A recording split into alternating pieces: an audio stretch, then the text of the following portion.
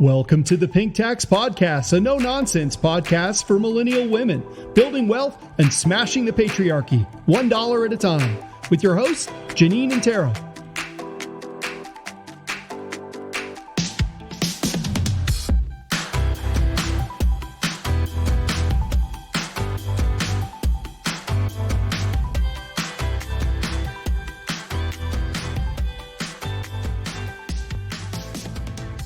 Hey, Tara.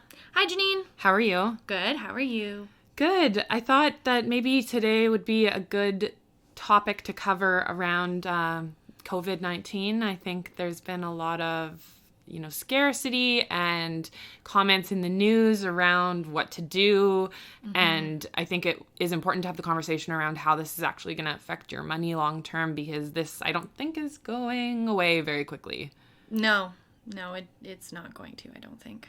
And I think for most people, they're starting to see, obviously the government has said don't travel outside of Canada and try not to travel, period, I think is kind of what they're saying, unless you absolutely have to. I know my company is work from home. Your company, I don't think so yet. I think folks that can are definitely encouraged to work from home at this point. But, we've got a lot of staff that need to interact with the public. And I think when we say, just work from home, we have to understand that there are going to be people like the people that pick up our garbage, mail carriers, police, food workers, fire. Police, fire. There are a bunch of people where we rely on them for our basic services, and they're not going to be able to work from home. So I think anyone who can at this point hopefully should be doing that, so that we can protect those folks, that we can keep things like police, fire, garbage collection, those kind of things going. Yeah, for sure. So I thought I would make a list of kind of how this might positively and negatively impact people's finances over the course of this pandemic. So the first thing I thought of, obviously, was there seems to be a decent amount of hoarding going on with things like toilet paper, which I'm still not sure why people are buying toilet paper for this pandemic, but also things in grocery stores like canned foods and fresh vegetables. I know I was at the grocery store yesterday, and the produce section was completely picked over. So I could see prices going up for, food consumption for the average person. Yeah, so I think if you are stocking up and you have the ability to, I think it's a good time to talk about people who live day to day with food insecurity. So if you're going to pick up a couple of cans for stuff for yourself, pick up a couple of extra cans for the food bank as well, because we're going to put a lot of people in danger that are already on the brink of not being able to afford food, and the supply chain issues that are going to be caused by hoarding, and just general fear and that kind of thing, and panic, they're going to impact the more vulnerable populations in our communities first. Absolutely. And I think that that's something that is key to remember is, if we just kind of leave things as they are, the trucks will still be delivering food, and there will be enough food for everyone. So we don't need to hoard things. And now is not the time to, I think, try to make a quick buck or a side hustle out of hoarding and reselling. Like, I really don't care if you've got a Costco membership or not. This is a time to think about community more than about profit. Yeah, there's been a couple articles of people reselling hand sanitizer and stuff like that, and they've actually been starting to block those people on Amazon and sites like that. But yeah, don't try to benefit from a pandemic or from other people's misfortune. I think that that's just not being a good human and a good member of the community. Yeah, I would say emulate this gal at work who, on learning that I couldn't get my Lysol wipes that I, just happened to run out of. And I was like, I thought I would just pick up, another pack. She had an extra one and just brought it in for me, which was really sweet. So if you have extra stuff, please try and make that available to people in your community. Not that I needed those wipes or anything like that, but it was a really nice gesture. Totally. So in addition to prices going up for things like household cleaners and food, and we've seen this already, the price of gas is actually gone down quite a bit. So that could be an area where people see some savings from a financial perspective. As well, I was just going to throw in with people working from home, obviously they're not commuting. So again, kind of saving on gas and costs like that. This is the weirdest time for, like, just thinking about work-life balance and thinking about making the cost of going to work less for employees. This is the strangest time to all of a sudden see that these things were possible for a variety of professions. Not to say that I like going into work and having that community and that sense of collaboration, but this is just a really funny time. Not funny, haha, but just a really strange time. Peculiar time, yeah. And to see the price of gas go down just when people will not be able to use it is also very strange. Because there's going to be fewer flights. We're not going to be spending in that regard. You're not going to be traveling even to ski hills at this point because they're shutting down. You're not traveling day to day to work in most cases. This is a strange time. Yeah, I think it's unprecedented, right? We've never seen anything like this before. And as you mentioned, obviously people are being told not to fly, and people are having to cancel their trips. I know I have a flight that's supposed to be later this week that I will be canceling to the U.S.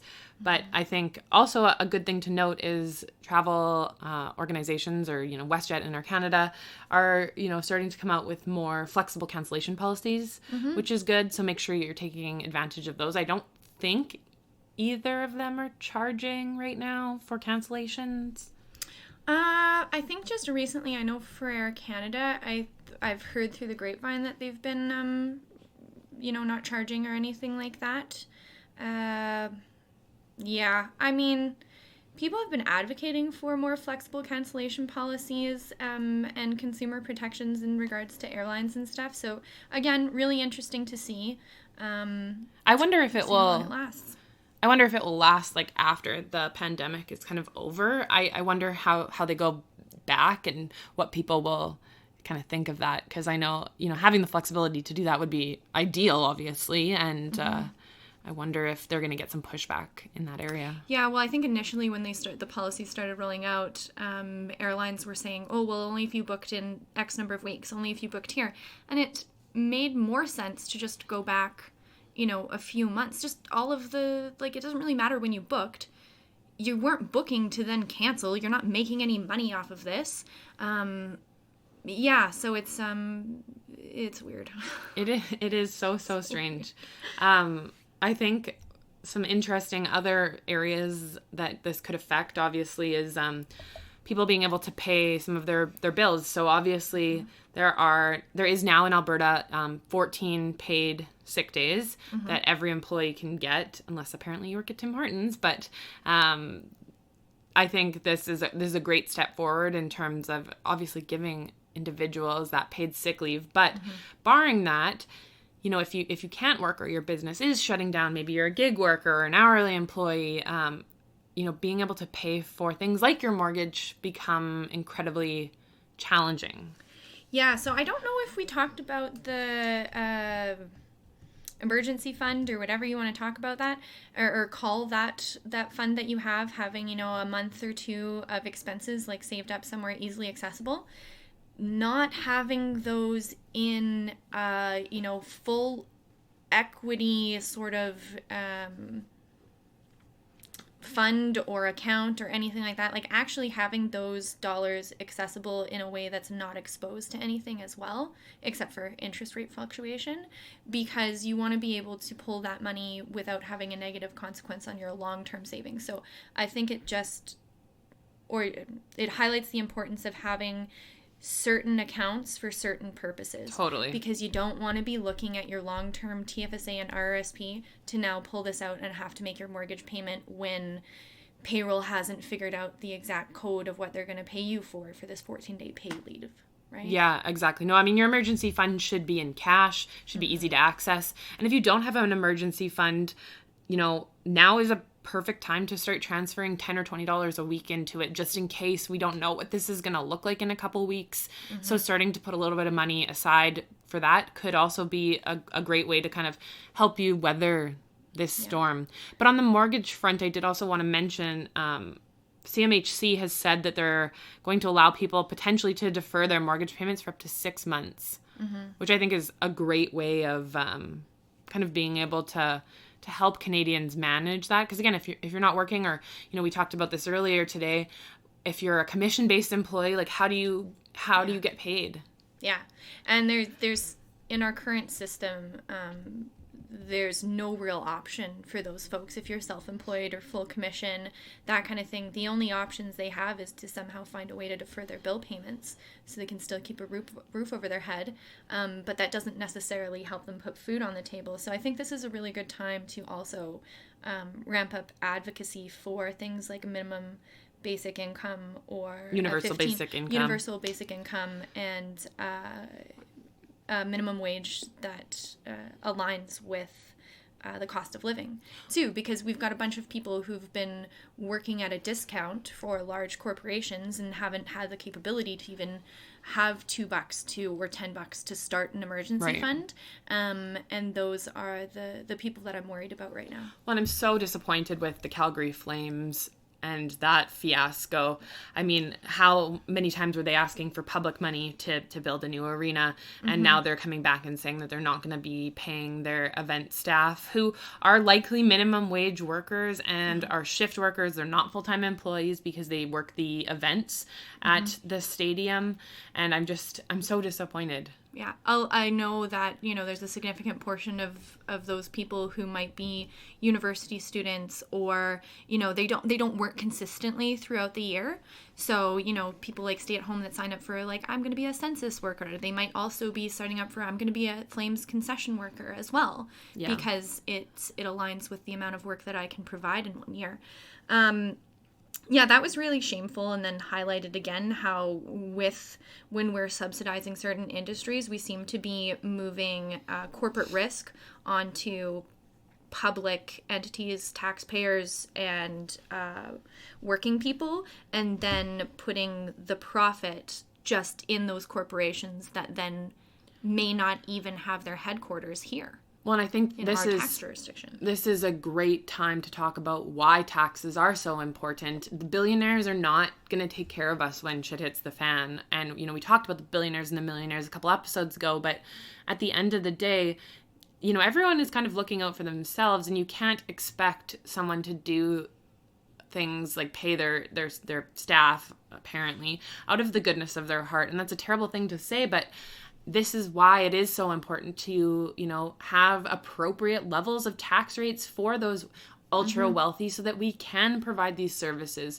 All of these people that are like, how am I going to manage taking care of my child now that they have to stay home and I have to work and I'm not getting paid my commission. So how am I going to put food on the table? These are all of the social services that a lot of us have been trying to fight for.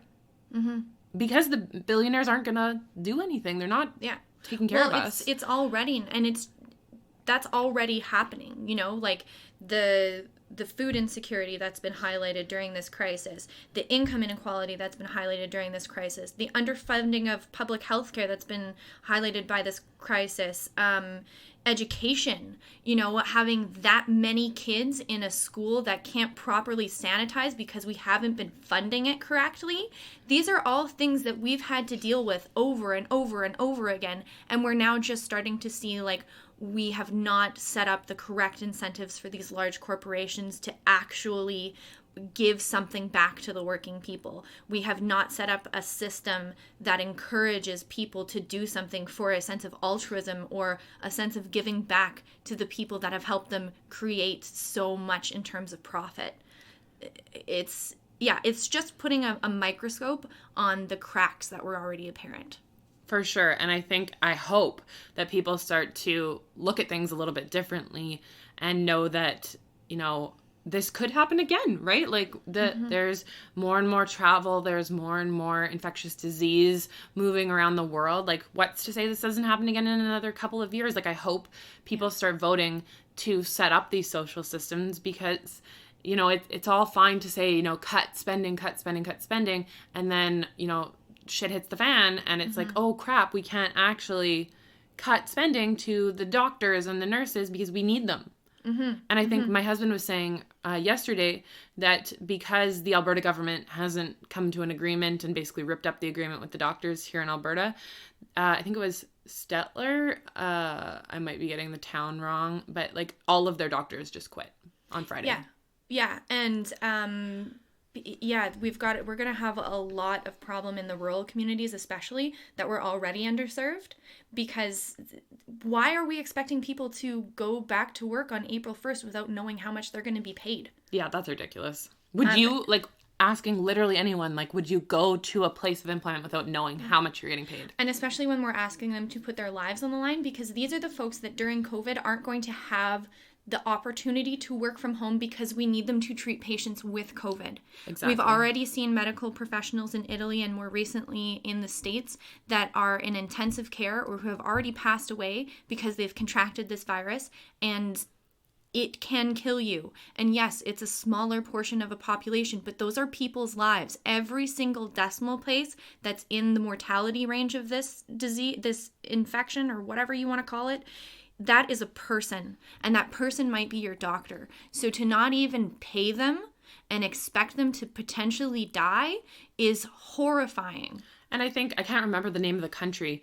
I read it yesterday. There's been so much news, obviously, but there's a country somewhere that has increased doctors' pay during this because they're calling it danger pay, which is exactly what it is. And, you know, for us as Albertans to not put pressure on our government to figure this out and, you know, get it so that the doctors can work and understand what they're getting paid, to me is just like, I have honestly no words. Like, I don't even know the word for it. Yeah.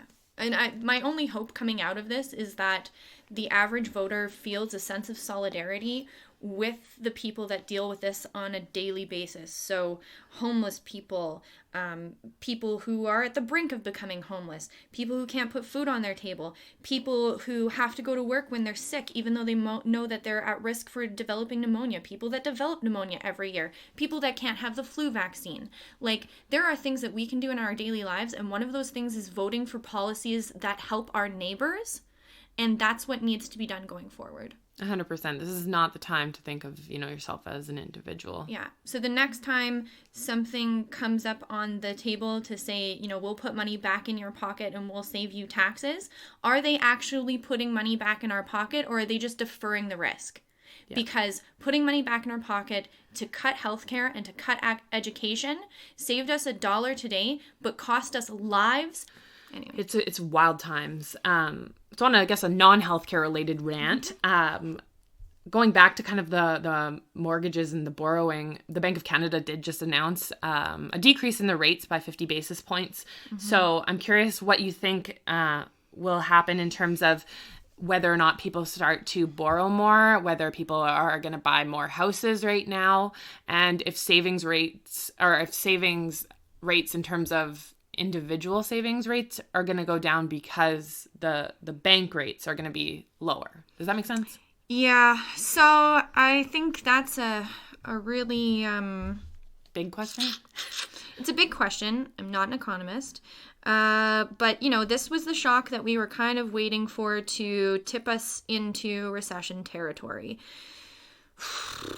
Thank goodness we raised the rates a while ago, so we have some wiggle room. But why, I don't know why we decided to lower them as early as we did. I wish we had held off on the first cut and just had an emergency cut now when people are starting to really have a sense of panic. Because this rate cut is not going to do anything. Nobody is going to go out and get a line of credit to do what? To buy a shit ton of toilet paper? No, it's not happening today, right?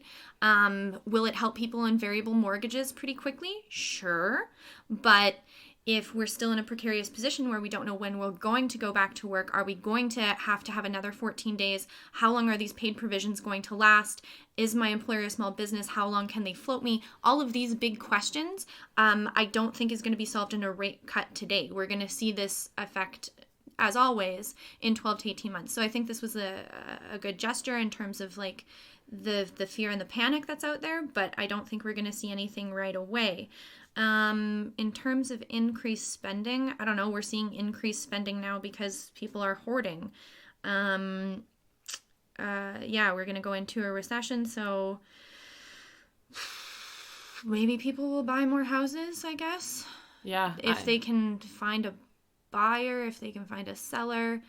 I think we're going into uncharted waters, to be honest. For sure. I mean, obviously none of us have seen this before in our lifetime. And I was talking to my parents, and they don't remember seeing anything like this in their lifetime either. But speaking of kind of maybe uncharted territories, there's a lot of uncertainty in the stock market right now. And while I know we've seen this in this history of the stock market before, there's a lot of people that have really only started investing since the last recession and have basically only seen it go up. So I would love to hear your advice on what people should do in terms of investing in the stock market. I know what I've been telling people, but I'm curious as to what you would say. Yeah, I mean, my advice, I don't know. We'll probably put that little disclaimer that, I don't know you. This is not, a blanket statement. Of course, don't sue her. Please don't. Things don't really change all that much, right? Because you should have already had this stuff set up, that this is your short-term emergency fund. These are your short-term investments. These are your long-term investments. It kind of sucks that we've seen all the returns from the past year just, completely go. But I mean, I wouldn't suggest to stop your ongoing contributions if you have those keep going. I mean, this is the whole point of, dollar cost averaging and that kind of thing right now. So if you've done the right things, I mean, keep doing them. Yeah, stay the course. I think the biggest impact is not going to be those who were already or continue to invest in the stock market. I think the bigger impact that we'll see is the traditional savers, the folks that need to start drawing down an income. Those are the people that I am more concerned about because they're going to have to make some lifestyle adjustments, probably. The other thing is, too, it just shows you that you do need to have kind of a diverse plan, because if you did have everything in your slightly higher interest savings account, well, the rates just got cut. You no longer have that, right? So if that's what you were going for on return, you're just not going to see it. Yeah, and I think another couple notes I'll make on that, obviously, is do not panic sell.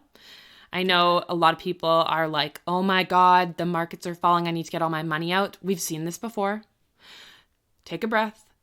And ultimately, it's going to continue to go back up. It's going to bounce back. The best example I can give is go pull any prospectus, which is the little piece of information document that they give you for a mutual fund or an ETF. Go back to 2008. Look at the return. It's probably minus 30% if it's a heavy equity fund. And if you look at 2009, the increase is more than 30%. So while it can seem really scary right now, I think staying the course and doing some things for your mental health that might include maybe not checking the news all the time or not logging into your stock portfolio all the time. We are much more risk averse to losing money than we are when we start to have gains. So if that makes you uncomfortable, it might just be time to, take the emotions out of it, let your automatic savings contributions to your investments continue, and just don't look at it. Yeah. And that might be the best course of action right now. Yeah.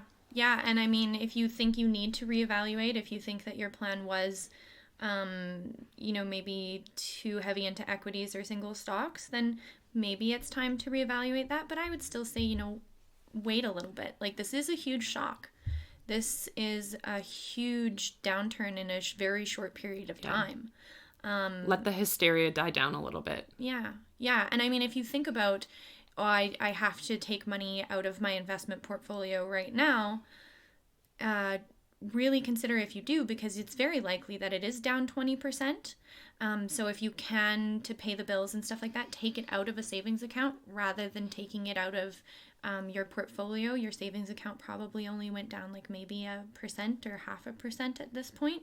Yeah. But your portfolio has very likely gone down significantly. And just remember, like the Dow Jones, the S&P 500, the TSX, if you look at those returns over 50 years or since they've, been in existence, the average rate of return per year is 10%. And what that means is there are going to be up years. We are clearly in a down year right now with 2020. But if you stay the course, that will be your overall return. So just be patient. If you need to close that browser and not look at things, don't. Yeah. And I think try not to get too emotionally involved in the panic and the hysteria of the stock market. Yeah. Yeah. Also, though, a great time to buy a lot of companies that you may have had your eye on if that's something that you're interested in. There's a lot of, companies Tara and I were talking about the other week that have dropped a significant amount. So, I mean, I've seen Tesla go down a ton. Beyond Meat is basically back to its IPO price. So if you had your eye on a specific stock, then hey, maybe it's time to grab it on sale from a more positive perspective. Yeah. Yeah. And I mean, that will definitely help bring everything back up again, right? So. Exactly. So the last area I wanted to talk about that I actually was, I think, again, really super disappointed to see in all of this is certain companies, and I'll name the company that I saw the article on, is Second Cup, they've decided to stop accepting cash.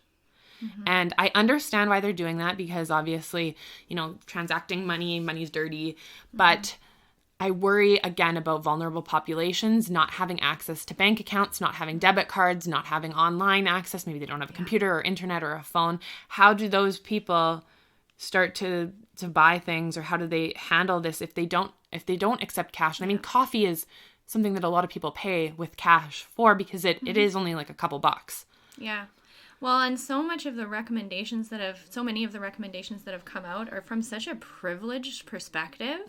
So this one too, I mean, maybe we start to look at equitable access for digital banking options because it's not equitable right now, right? Start to figure out what access for people who might have accounts that go into the negative. How are they going to be able to keep those accounts open? Because we still have a huge, when you think about it in the digital age, we have a huge segment of the population that when they say living paycheck to paycheck, they mean cashed paycheck to paycheck outside of bank accounts. Well, I don't know if you know this, but I was in a conversation the other week actually around one of the financial institutions here in Alberta, ATB, and they are doing some of that work up in Edmonton trying to, I think it's run all of the like operational costs of a bank off of some of the corporate interests that they're earning on accounts, and this is helping vulnerable people open bank accounts. Yeah, so that bank that they have there, it doesn't work on ID or anything like that. It works on facial recognition. Oh, that's interesting. So that's a huge, just a huge win for the homeless folks as well. 100%. And not even homeless. Some people just don't have identification. Like it's a very privileged standpoint to come from the stance of having a driver's license and a passport. Yeah, so they come in, if you don't have ID, you can't open a bank account, right? So they've solved that problem. They use facial recognition and other biometrics to verify these individuals. They get bank accounts. They're able to transact the same way you or I would, and they can have like debit cards and stuff too. It's unbelievable, and it's a really good, I don't know if you want to talk about social governance and stuff. It's a really good way that a bank has actually given back to a vulnerable population, because you usually think of banks just making money off 100%. Of rich people, right? And now they've been able to give back to vulnerable communities, which is really cool. Yeah, I mean, I know I've run into people that just don't have identification because, I mean, why would you get a driver's license if you're never going to be able to own a car? Like that's... for as cheap as we think a driver's license is, it's actually not that cheap if you're having to pay for it in cash out of your only paycheck. And that's how you're covering all of your costs. So I was really disappointed to see that companies were doing that. I understand why in the times of Corona, but I would say, like, to me, the solution would be like, have your employees wear gloves as opposed to, just not accepting cash. Yeah. And I think they probably looked and said, okay, like, what's percentage of our transactions are cash and all of those kind of things. But that's also a very privileged lens, right? Because due to the cost of their product, they've written out a certain segment of the population as well. So I think that needs to be looked at rather than just bottom lines and those kind of things when making these decisions. And I think there are different ways. Paid leave, a workforce that's not overworked, shorter work days. There's so many things that we could do to have a business like Second Cup or another retailer continue to go through a pandemic where their workers feel safe and where they're still able to serve everyone. Well, on that, shorter work days, I think we've talked about this, but there's some Scandinavian country that's doing, 6 hours a day. But what I really think about, and I don't have kids, is, if ultimately the school's shut down, let's say, and the daycares, and these parents are now going to have to stay at home with their children while trying to get work done from home, like how do you do that financially, right? Like, if you have a 3-year-old or even a 7-year-old, they have to be watched. You can't just leave them, right? Like, if they're 16, okay, whatever, different story. I mean, they can be in the house with you and you don't need to necessarily watch them to put, like, obviously a 3-year-old or a 2-year-old is going to probably put everything in their mouth and try and eat it. But, how do you get work done? And if both spouses are now working from home, if we had shorter work days, you could maybe... I know it's not the perfect solution, but you could maybe kind of take shifts and switch if you didn't need to work 8-10 hours a day. Yeah. So now we've asked our working population to work from home and do the job of an early child educator and do a job of a teacher. And those people actually do work. What are you going to do for a curriculum? Like, even for a teenager, you don't want them to fall behind. Yeah. And we remember what we were like as teenagers as well. This is not the time to just sit in front of the TV for 8 hours a day. Yeah, video games, well, whatever. Scholastic has actually put out some resources to help grade 6 and under, to help parents kind of work through that. That being said, like, I don't know if I would want to be, like, I work 8 hours a day or more. I don't know if I would want to take on that role as well. Like, maybe that sounds selfish, but that sounds, like, exhausting to me. Well, and you have to, like, actually teach them then. Well, and I didn't go to school to learn to be a teacher. Like, I'm probably not the best person to do that. I'd still prefer to do my job. Yeah. Because I like what I do. I would also like if the teachers could do their job, and I'm sure they would enjoy that as well. I think a way to get around this would have been smaller class sizes, probably more teachers, more Lysol, paying caretakers, having more than one caretaker in a school. I mean, all of these things, if we had just treated working people and children properly 10 years ago, this shit wouldn't be as bad as it is right now. Totally. We are definitely feeling the pain of some of the maybe choices we made over the past, honestly, like 40, 50 years in terms of, where we're cutting costs and, I get it. I totally understand people's perspective of, we don't want our future generations to have debt or we need to balance the budget. But at the end of the day, like, these are people's lives. These are people's livelihoods. These are children. Like, we have to, it's not just always about dollars and cents, right? Like, sometimes we need to do things because it's the right thing to do. Yeah, well, and then even look at the downstream effects of this. Like, this is going to, if all the schools close and all the daycares close, this is going to have a huge economic impact. Well, and today, on this quarter, on this balance sheet, friends, this is going to have a huge economic impact. And all you had to do was listen to the teachers initially. Yeah. It's honestly, it's, what is it? A penny of prevention is worth a pound of cure. Like, that's exactly what we're looking at right now. If we had just taxed effectively and had proper public services in place to begin with, we wouldn't see the financial devastation that we're going to see in the upcoming quarter. Well, and to your point, it's that whole saying, penny wise and pound foolish. And I think we need to come back to that over and over again. And, I actually just saw an article come through kind of about an hour ago where it's saying if the schools in Alberta close, they're closed until September. Like, it's March.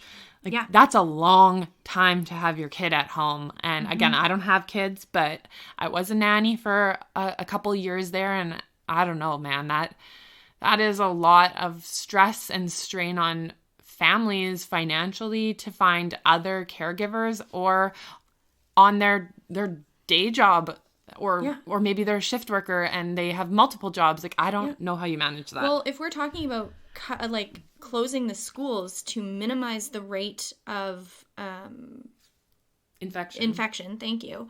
It's not like we can leave the small children that stick everything in their mouths with their grandparents. We can't stick them with populations that are at more risk. We can't take them out of a school that at least is being sanitized kind of once a day by one person to then stuffing them in a single family home with 15 other small children and hoping that likely woman will get a chance to clean her house at the end of her 12-hour underpaid shift. And it's not accredited. There's no learning plan and there's so many downsides. So, I mean, this, again, it's just magnifying the cracks that were already present in our system, and we're really going to have to backtrack and reevaluate this. And I mean, if schools are closed until September, that's just what we're going to have to do. But you're going to have to not only let people work from home, but maybe start implementing a 4-hour workday and hire more people. Yeah, Or 4-hour workday, 4-day work week and maybe a 6-hour workday. I would like a 4-hour workday too. 4-hour workday, that's fine. I can get a lot done in 4 hours or 6 hours. That's the thing, right? Like when you actually look at this and how much time you actually spend, being productive. Mm-hmm.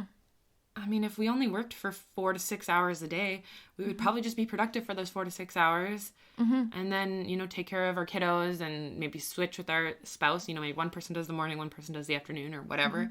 Mm-hmm. And, then, be able to relax. And be able to sit and focus on your task. And then for people that deal with the public, and especially in this time, I've seen so many people that are like, please be nice to the cashier at your grocery store. Please be nice. And like, honestly, do we need that reminder? One, unfortunately, we do. But if those folks only had to work 4 to 6 hours and not deal with asshole after asshole, I'm sure their mental health and well-being would be great. Also, we're minimizing their risk of infection. Because they're able to, get appropriate amounts of rest and sleep, because I do believe that that's also going to be a